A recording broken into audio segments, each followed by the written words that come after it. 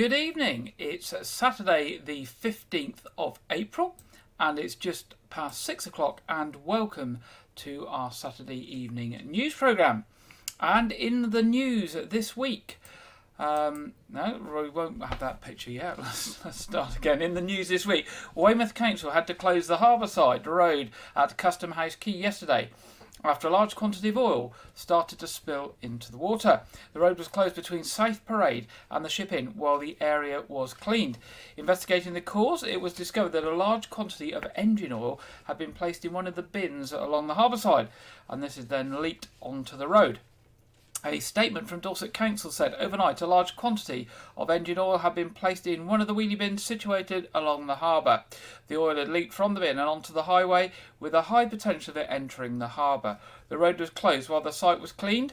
Dorset Council are asking for anybody who has any information about the oil in the wheelie bin to make contact. And now let's have that first picture.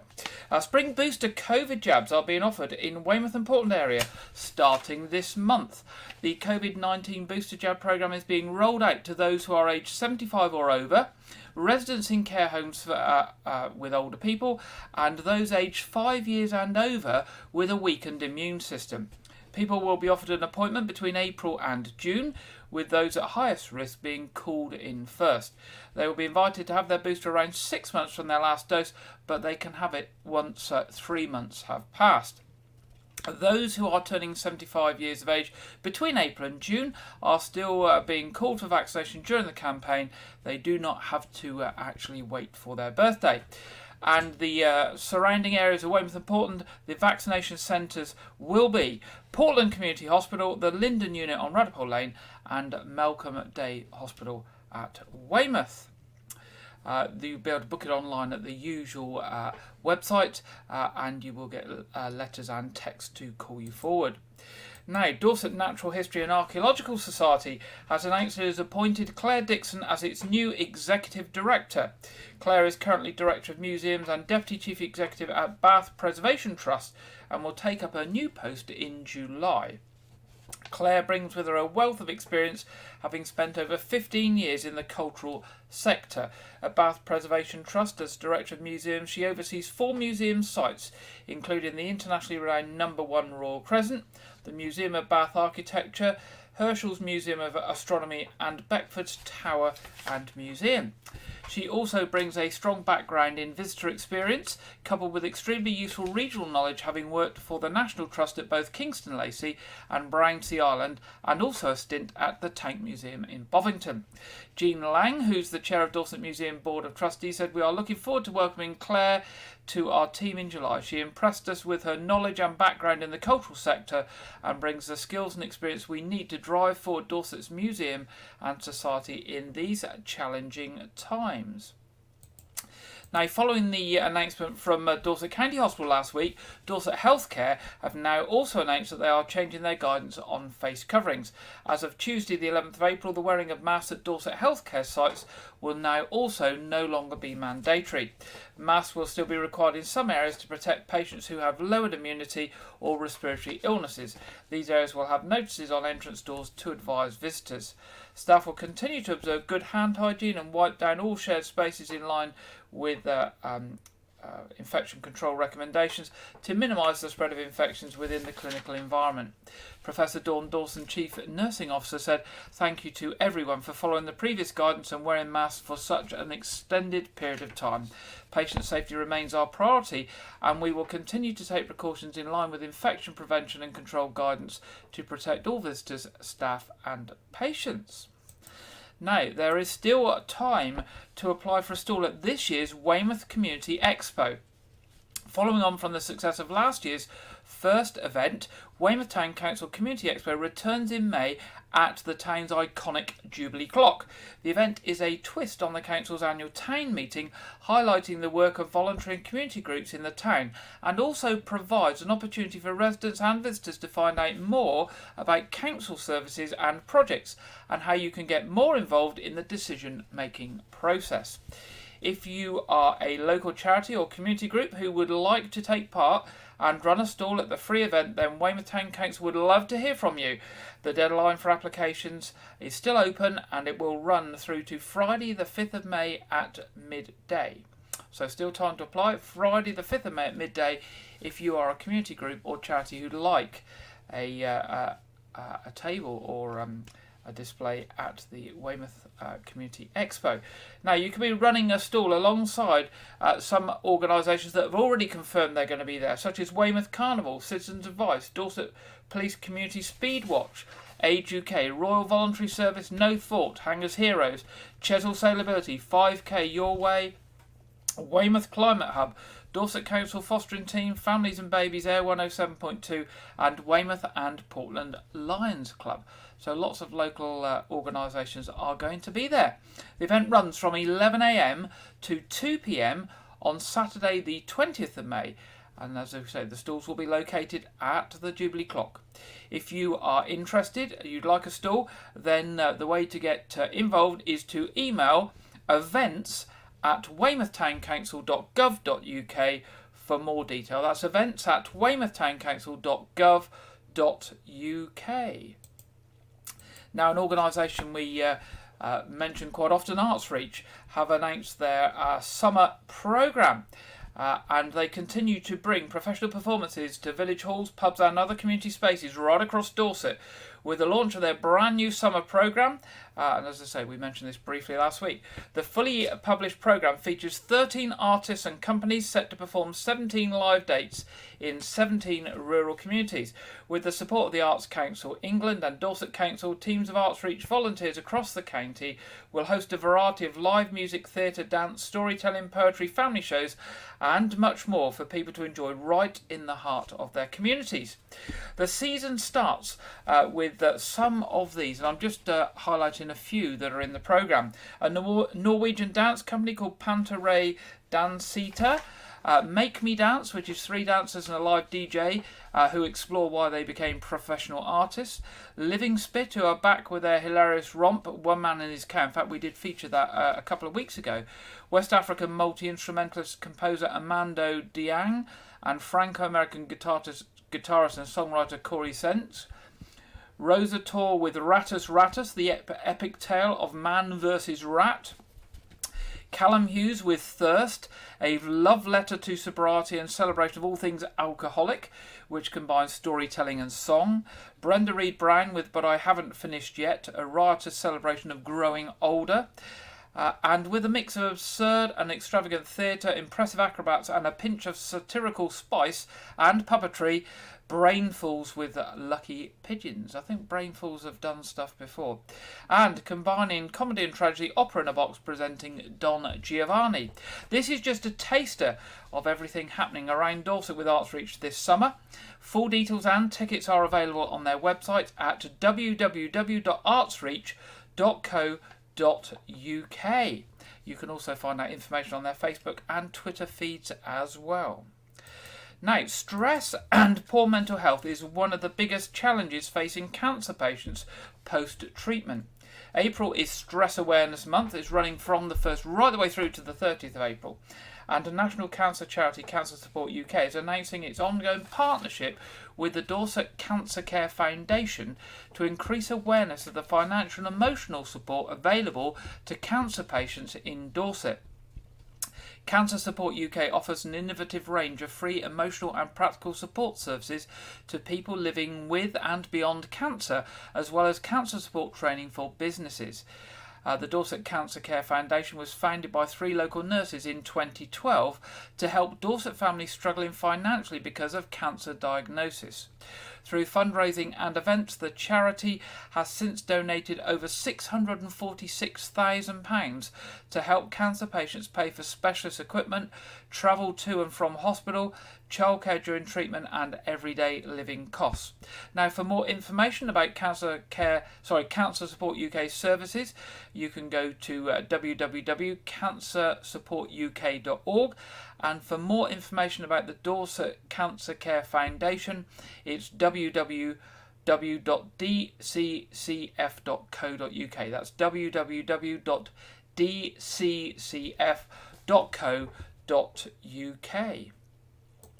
Now, Litter-Free Dorset is working with Southern Co-op and W&S Recycling to dismantle and recycle 8,000 disposable barbecues as a reminder of how destructive they can be to the environment.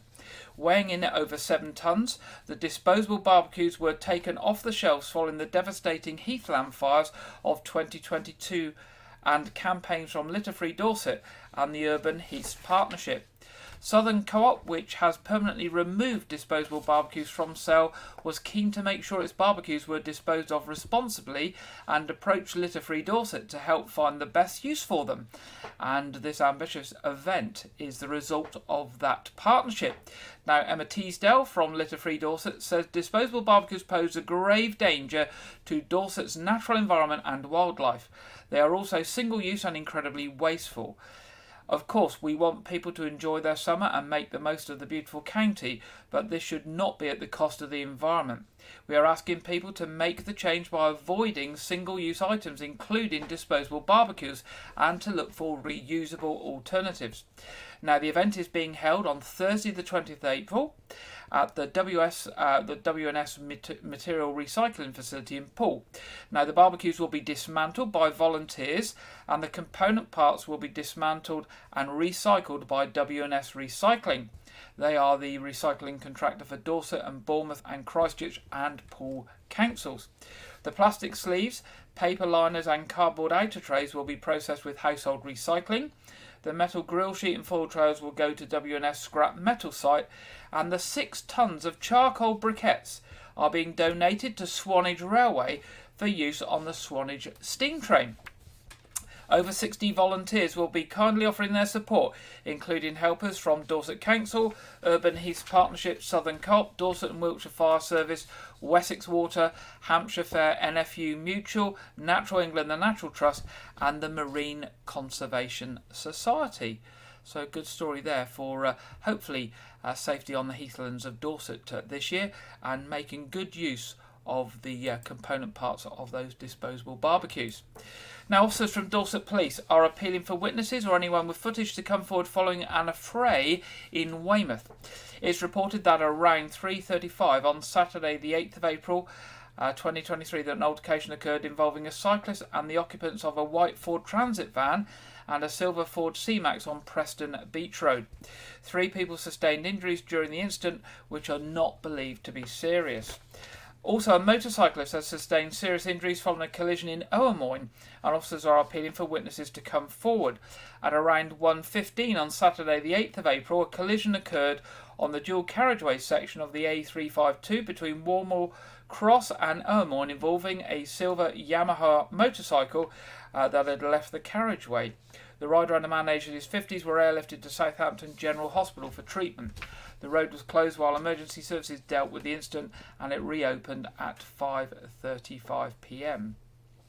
Also, officers are investigating a burglary in Weymouth and are appealing for anyone for help to come forward. Now, there is an image of stolen items with this appeal, which I will put up on our Facebook page afterwards. I actually forgot to get the image ready on that. Now, between 4:10 and 9:45 on Saturday the 8th of April, entry was gained to a property in the Belfield Park Avenue. A number of items of jewellery were stolen, including a gold bangle with a white diamond, a gold Benson watch, a number of cufflinks, a silver chain necklace with a watch face, a silver chain pendant necklace and a gold ring with a red stone.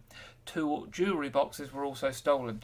Now, if you can help with any of these incidents, so we will put the pictures of the jewellery that we've got up after the programme on our Facebook page. Contact Dorset Police by calling 101, or if you wish to give information anonymously, you can do this via the Crime Stoppers charity by calling 0800 555 111. Now, a first for Weymouth. Weymouth has welcomed its first female mace bearer since the tradition began many centuries ago.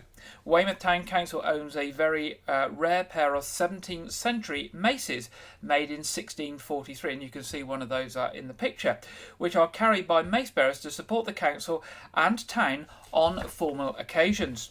The ceremonial weapon is always used when opening a meeting of the Weymouth Full Council, similar to what happens in Parliament and the House of Lords.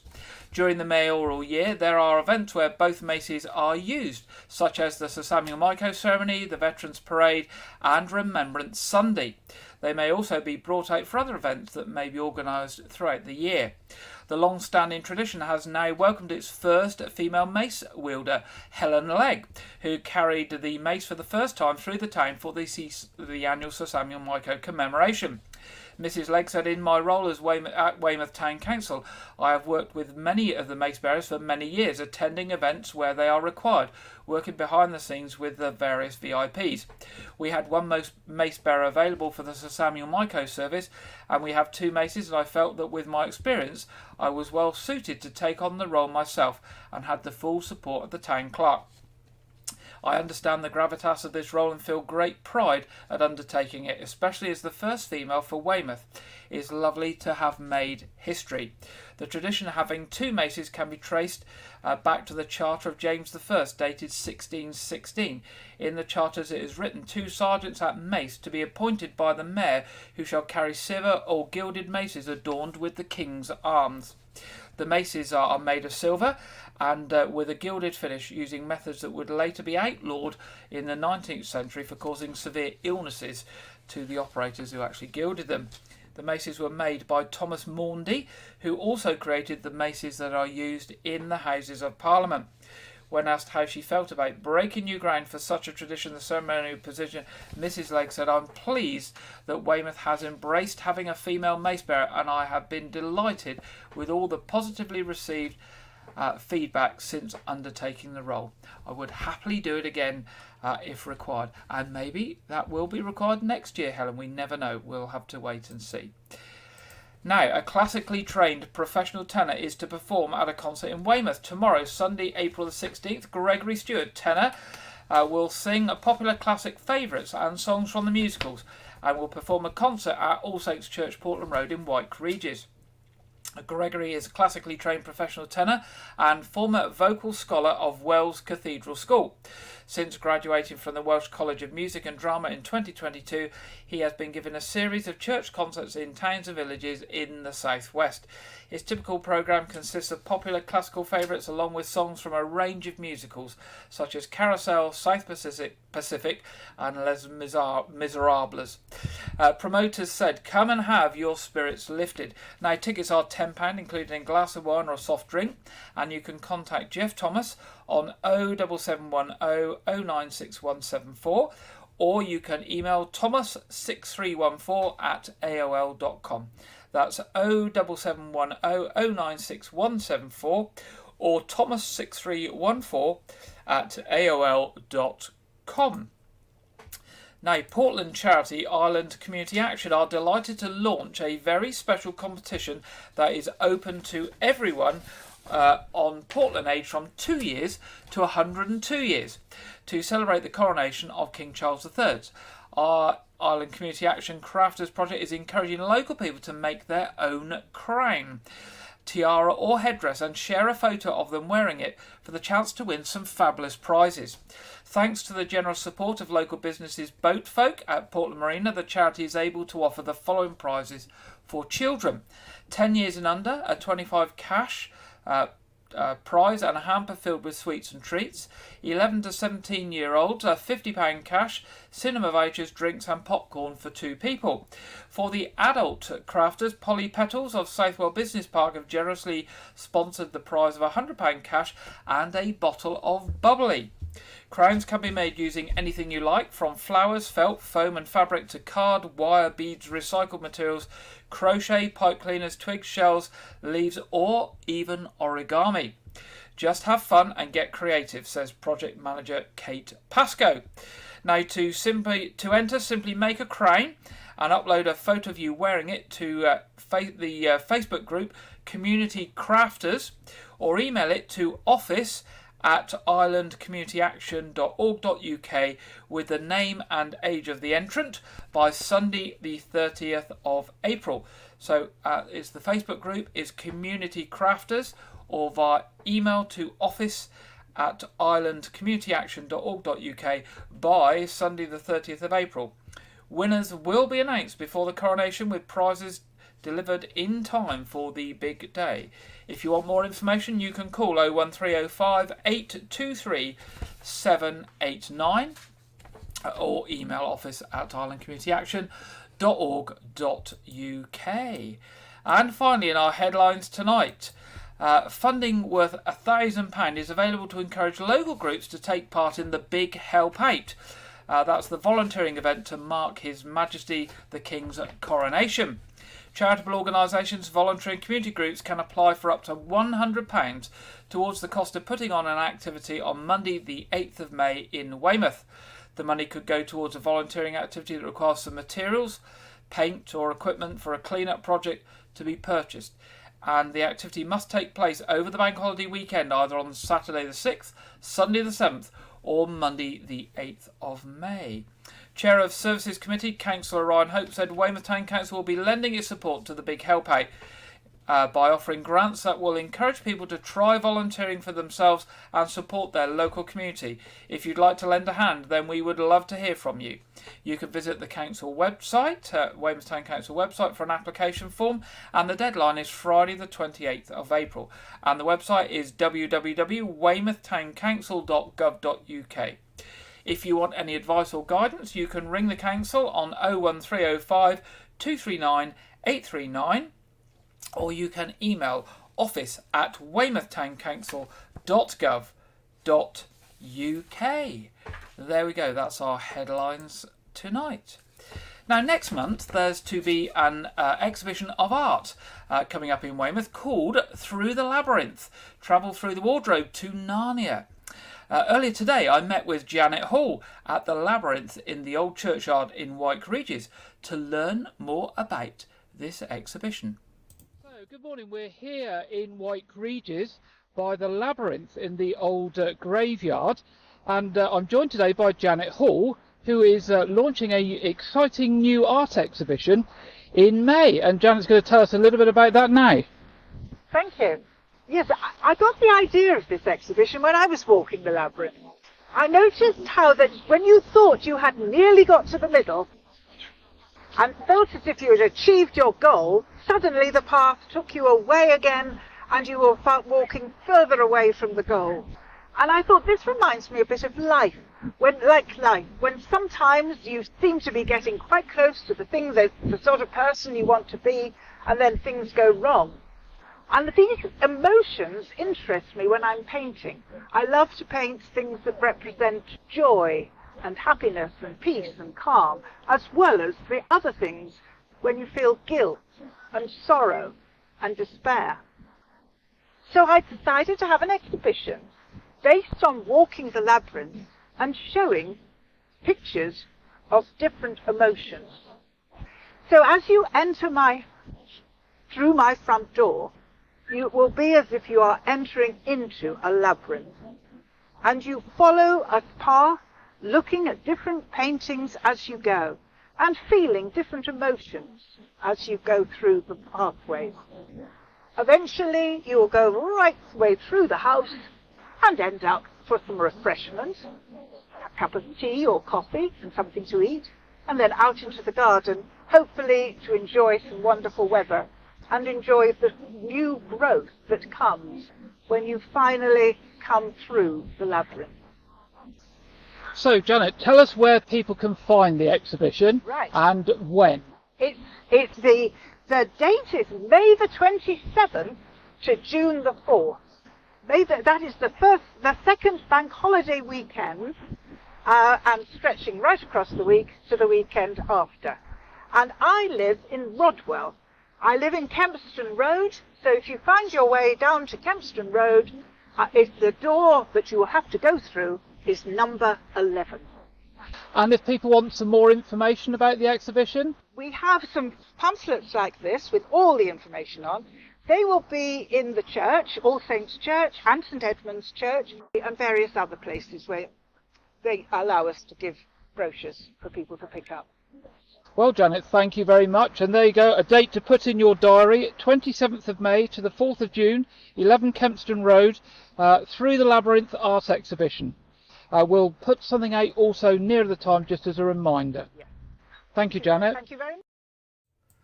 And thank you to Janet there. And so we will put a reminder out nearer the time. But if you want any information, pick up one of those leaflets. They will be at various places around Wyke.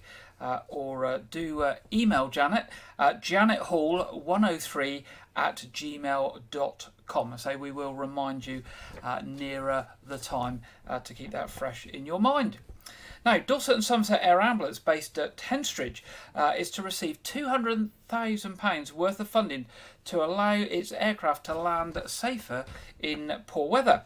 The funding, which will come from the Civil Aviation Authority, who are to help 5 helicopter landing sites across the country by providing global navigation satellite systems.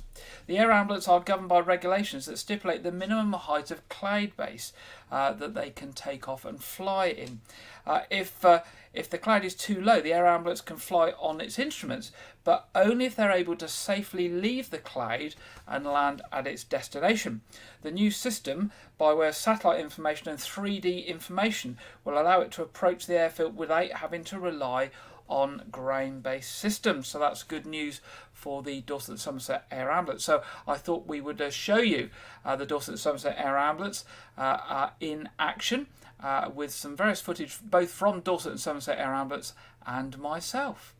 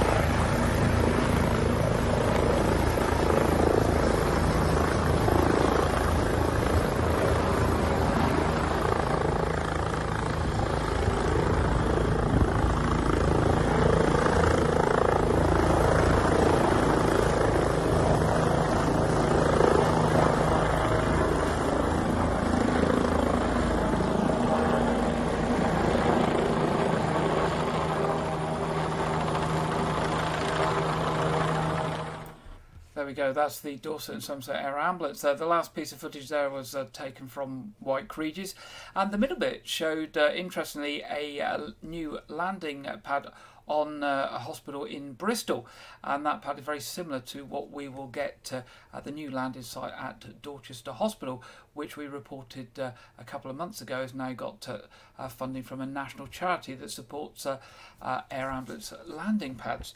Now, of course, the most important message from this is that Dorset and Somerset Air Ambulance is there supporting the people of Dorset and Somerset when we most need it, when we are critically ill and need to get somebody there very, very urgently with extended skills. And of course it is a charity, and all its costs are raised by fundraising. So most importantly, if you'd like to support the work of the Air Ambulance, do pop along to their website, at www.dsAirambulance.org.uk. That's www.dsAirambulance.org.uk, and do give them a donation. Or if you want to join their lottery, they have a regular lottery that you can join so that you can support them on a regular basis. Now, whilst talking about charities, Dorset-based children's hospice Julia's House is marking 20 years of caring for seriously ill children. Julia's House was 20 years old on the 1st of April. Now, Chief Executive Martin Edwards said it's important to mark this milestone of care not only for Julia's House, but for the many families that they have cared for over the last 2 decades, and of course to thank the committed supporters and volunteers without whom they would not have been able to provide the critical care that they do. Julia's House helps the whole family, from a child who may have complex medical care needs to siblings, parents and grandparents, who all in their own ways may be finding coping with the 24/7 care that a poorly child might need, a very difficult situation. Now, the charity now has hospices in Corfmel and Dorset and devises in Wiltshire, and last year provided 16,000 hours of specialised care to 188 children and their families. Now, let's be reminded about Julia's Hospice and the people that they care for. Good morning. You coming up?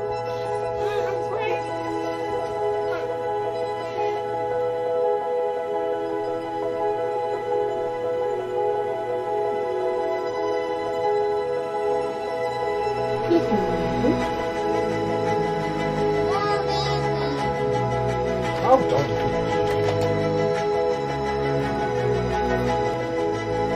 Good morning, Jonathan. Are you hungry?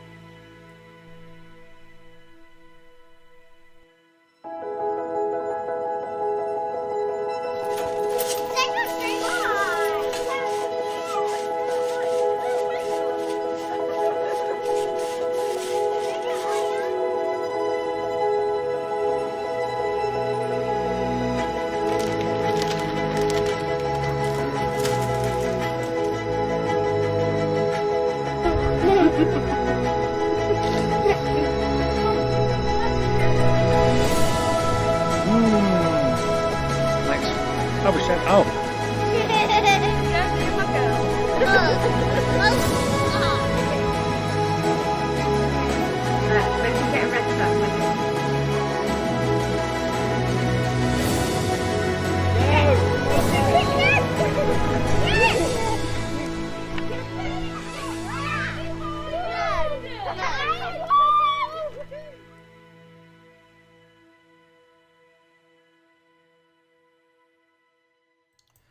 There we go, just a summary of the wonderful work and support that Julia's Hospice gives to children, very sick children across Dorset and Wiltshire, and of course all funded by charitable donations. So if you'd like to support the work of Julia's Hospice, who's been there for 20 years for our young people, then do pop along to their website at www.juliashouse.org.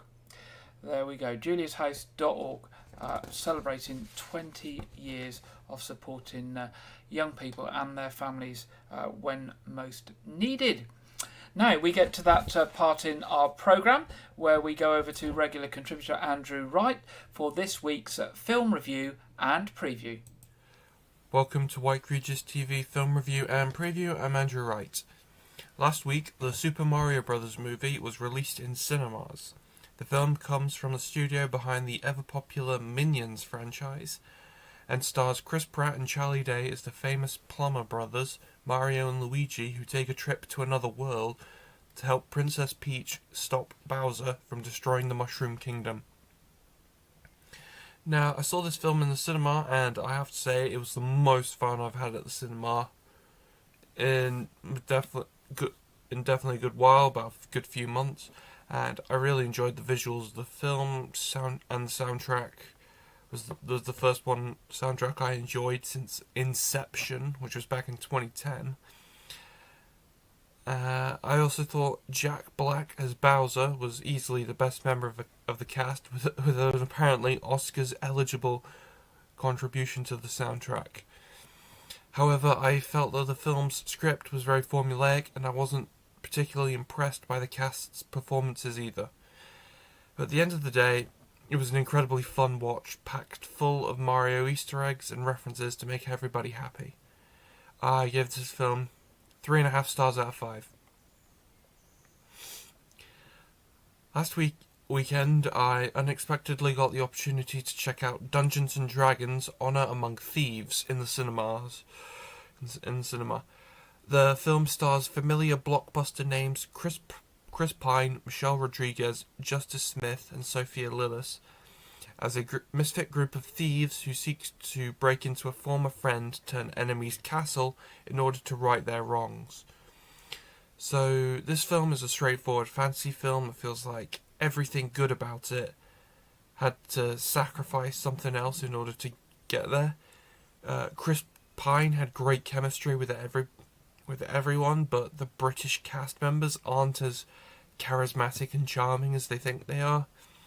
There is great cinematography when establishing like fantastical locations like a village or a city, but there is wonky CGI, and the script has some good and funny banter in it, but it just feels very formulaic at the end of the day. So I give this film 3.5 stars out of 5. This weekend, the horror comedy film Renfield releases in cinemas.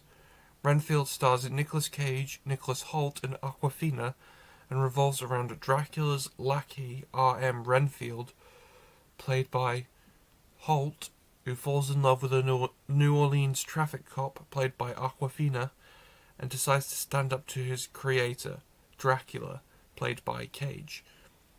The film is notable for being the first live-action film by a major Hollywood studio to feature Nicolas Cage since 2011 due to his exit from Hollywood. The film so far has about 83% positive reviews from critics and is in cinemas this weekend. For the past week, a low-budget horror film starring Russell Crowe has been in cinemas. The film is titled The Pope's Exorcist and is based on the memoirs of one of the founders of the International Association of Exorcists. So it's a bit like the Conjuring films in that it says it's a supernatural horror film that is based on a true story, but there's no scientific evidence to back it up, but it's just, what someone says. The film has been in cinemas for a week in the UK and has about 64% positive reviews from critics. That's all I have for this week, but be sure to check back next week where I will preview Evil Dead Rise, the newest film in the Evil Dead franchise. Now back to Gary in the studio. Thank you very much there, Andrew, and we will return with Andrew next week.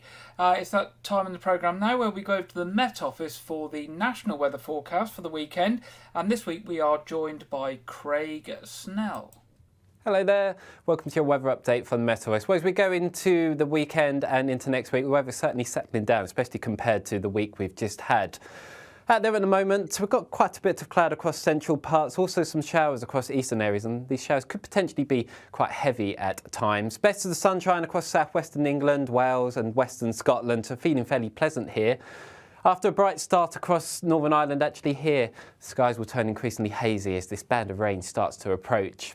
And this rain will gradually spread its way eastwards as we go through the course of the evening. The showers across eastern England fading away, so many eastern areas actually getting away with a dry night. But out towards the west, this rain gradually working its way eastward, turning increasingly lighter and patchy as the night goes on. But overall, a fairly cloudy, damp night for many western areas. But under the cloud, a milder night than of late. But out towards the east, if we hang on to some clear spells, we could just see a touch of frost as we start Sunday morning.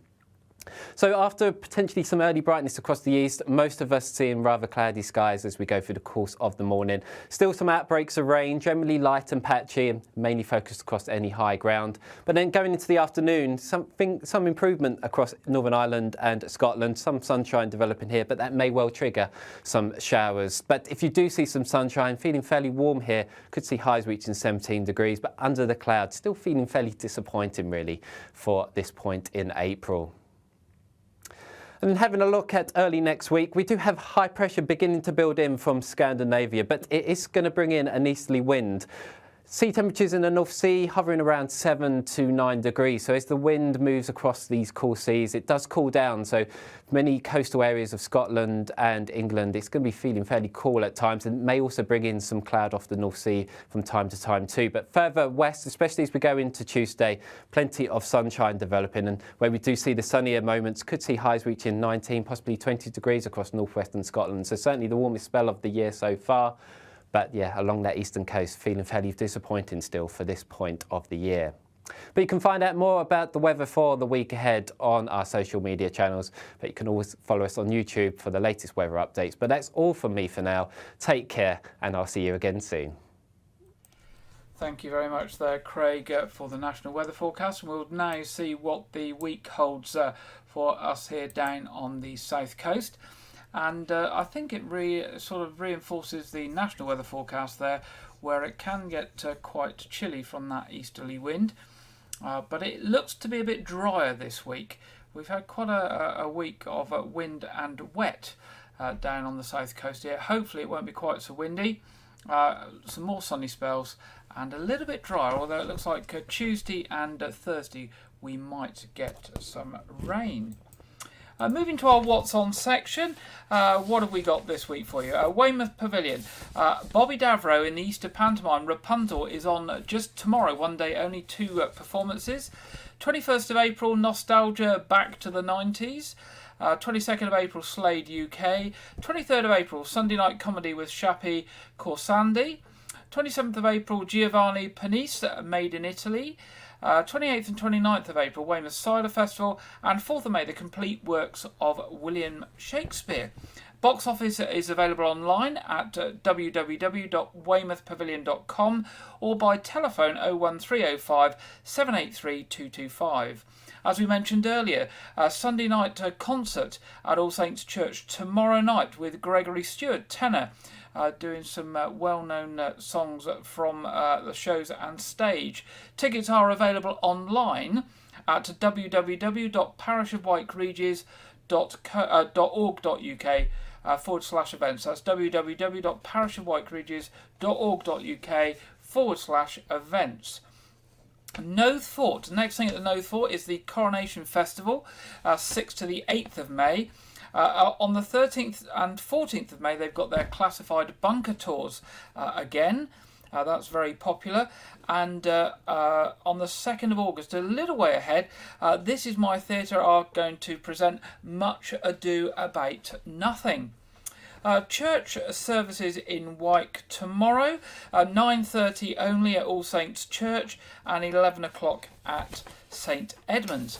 And of course tonight at 7:30 we've got our weekly Saturday evening quiz, which you're all very welcome to join. It's free, it's for the whole community and everyone is welcome. The feed will be up by about 7:20 with the quiz starting promptly at 7:30. Turning to traffic and travel, there are bus replacement services between Reading, Basingstoke and Winchester on Sunday. Oh, where's my... oh, there it is. So bus replacement services between Reading, Basingstoke and Winchester on Sunday. And not too many roadworks now. We've entered that summer period, or the holiday period, where the local authority try to keep roadworks off of the main roads during the day. So roadworks are going to be restricted quite a lot to evening and nighttime working. But we still do have roadworks on Gloucester Mews, with part of Gloucester Mews behind the seafront shut, and that will remain shut to the 5th of May. And works continuing on the junction of Lanehouse Rocks Road and Fremantle Road until the 28th of April. Although, again, they're not causing delays all the time. They've been very good to take the works off the road when they don't need to have the road closed there. So that brings us to the end of this Saturday's news programme. As ever, we would love to hear from you, all of your news, your events, your fundraising, and particularly anything that's happening over the coronation weekend. You can contact us at news@wykeregis.tv at any time. We would love to hear from you. I hope you enjoy the rest of the weekend. Let's hope the sunshine stays out like it is at the moment. It seems quite strange sat here doing the 6 o'clock news with the sun outside the window, having spent many months doing it in the dark, the wind and the rain blowing around outside. But hopefully we're going to have a nice rest of this weekend and the week ahead. And I look forward to being back with you next Saturday at 6 o'clock. So that's all from me. Have a good week and good night.